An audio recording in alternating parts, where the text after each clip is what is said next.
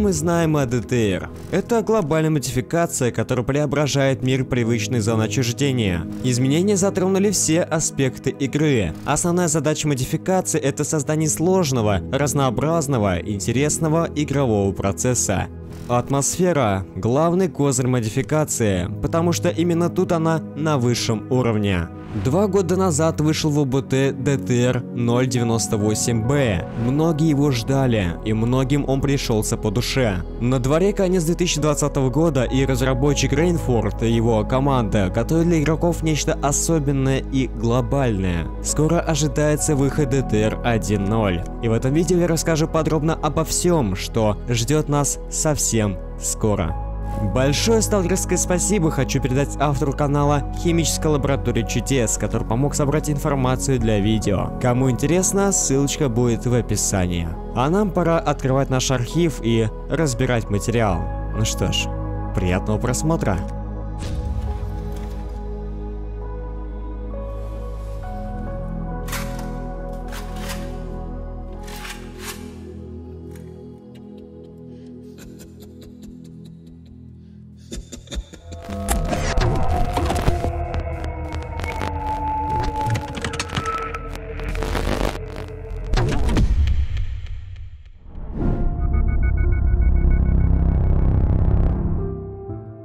Обновление анимаций атаки холодным оружием, разрезание мутантов, надевание и снятие шлемов, новая анимация, замена фильтра. Интересное нововведение, но как оно будет работать, узнаем уже на релизе. Анимку протирания стекла шлема во время дождя мы уже видели в Anomaly. Теперь же в DTR это было доведено до ума, анимация стала плавнее. Работа зажигалки тоже была поправлена. Теперь источник, небольшое пламя отображается и исходит из самого горлышка. В прошлой версии пламени не было, мы могли лишь наслаждаться источником, который парил над самой зажигалкой, а откуда именно исходил, непонятно. Теперь же все выглядит круто. Анимация включения и отключения фонаря также была доведена до нормального вида. Добавлены системы магазинного питания и разгрузки, зависящие от экипированной брони и подлежащие прокачке через апгрейды. Реализован шейдерный эффект линзы в прицелах с небольшим приближением. Не так эффектно, как настоящие 3D прицелы, но зато бесплатно, без потерь производительности, как пишет разработчик, и я с этим согласен. Кроме того, было добавлено несколько вариаций анимации и отсутствие необходимости разделывать тушу для простых предметов.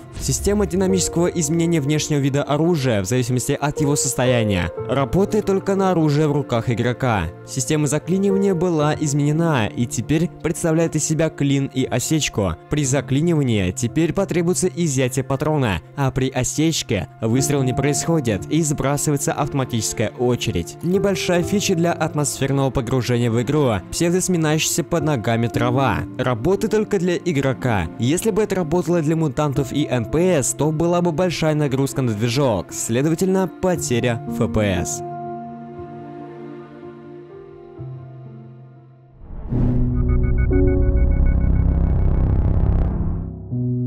Динамическая смена сезона привязана к времени в игре, и, возможно, игроку будет дана возможность выбрать постоянный под свой вкус. Многие мечтали увидеть, как же лето будет сменяться на осень, а осень на зиму, и разработчики DTR реализовали это в своей модификации. Выглядит потрясно, но изменений в левел-дизайне, по крайней мере, я не увидел. А жаль. Летом, весной и осенью локации снова будут пустые, так как имеется небольшое количество деревьев, а голые деревья зимой сделают локации еще более пустыми. Жаль, что работа над уровнями была проведена маленькая, а если проведена, то а. нам не показали, и б. изменения незаметны. Зато мы увидим зимние виды на различных локациях с новыми эффектами. Визуальные и звуковые компоненты были дополнены новыми эффектами противогаза и звуками шагов по снегу и льду. Но сделать смену времен года в онлайн режиме, то есть загрузка и смена текстур и прочее без перезахода в игру, большой шаг в моддинге. Но наполнение локаций растительностью, как это сделали разработчики Anomaly, все же хочется увидеть.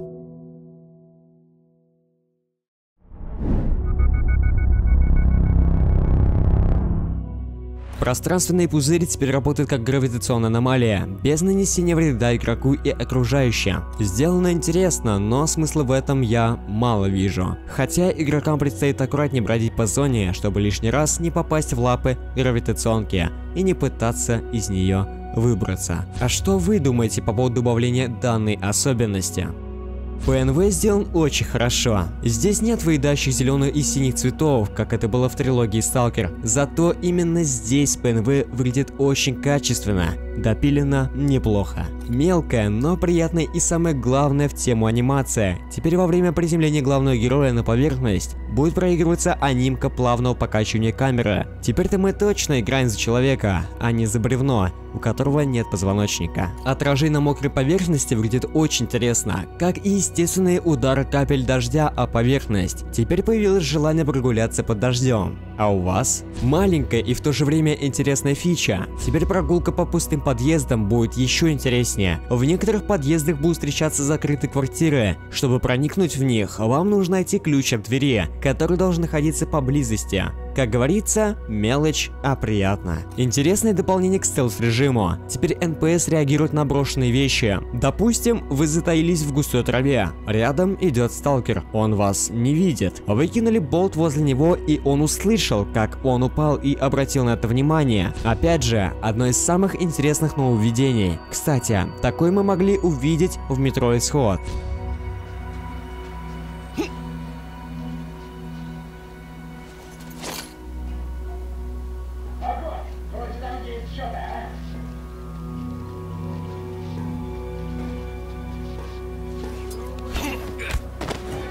И теперь это есть в Сталкере.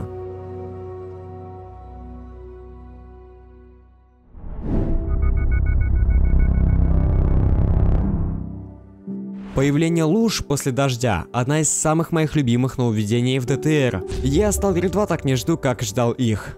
Шучу, конечно. Фича обалденная и заслуживает вашего лайка. Да-да. Ведь как же приятно надеть сапоги и как ребенок пойти скакать по лужам. Еще одна интересная фича – кодовые замки на тайниках. Чтобы нам обчистить чужой тайник, нужно подобрать код. Только после этого мы сможем открыть, забрать содержимое и через пару десятков метров продать все Сидоровичу. Можно ли будет ставить кодовый замок на свои тайники? Неизвестно. Ну и второе, самое крутое нововведение – бомбезное освещение.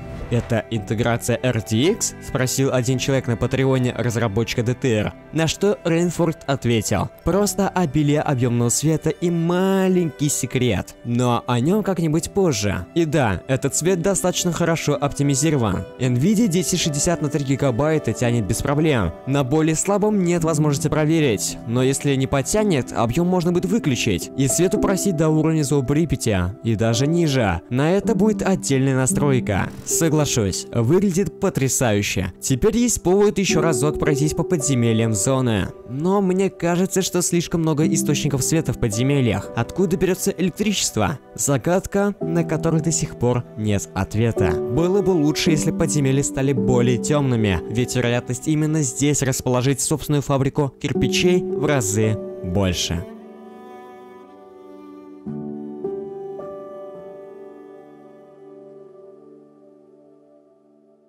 Недавно АП Production брали интервью у разработчика ДТР. Из него мы получили вот такие интересные новости. Удалены некоторые треки из радио из-за авторских прав и добавления новых. Создали новые эмбиенты и убрали некоторые старые. Добавлены динамические аномалии. Можно будет создавать свои полноценные базы. Деградацию зоны можно будет настраивать в меню игры. Расширение локаций и переделывание их под свой стиль DTR. Сложность игры увеличилась. Искусственный интеллект немного доработан, не влияет на стелс. Статика будет, но на статике не будет работать смена времен года. Сюжета скорее всего не будет, так как нет человека, который хорошо занимается квестами и сюжетом. Уникальные и циклические квесты, такие как молчание золота, будут, но немного. Их делает сам главный разработчик. Режим последний выживший в обнове 1.0 скорее всего вырежут или оставят без изменений. Доработают только в последующих обновлениях. 3D КПК сделан на данный момент, но сверхъестественного ждать не надо. Вот такое видео у меня получилось. Теперь-то мы точно знаем, что нам ждать от DTR 1.0. Список изменений впечатляет, но ведь он далеко не полный. Мы выделили лишь самое важное, самый сок из того, что готовят для нас разработчики. Релиз намечен на конец 2020 года, поэтому остается только ждать. А на этом у меня все. Большое спасибо за просмотр. Не забудь подписаться на канал, если вы еще не подписаны, ведь я стараюсь только для вас. Все нужные ссылки есть в описании, в том числе и на мою группу ВКонтакте. Еще увидимся. Не прощаюсь.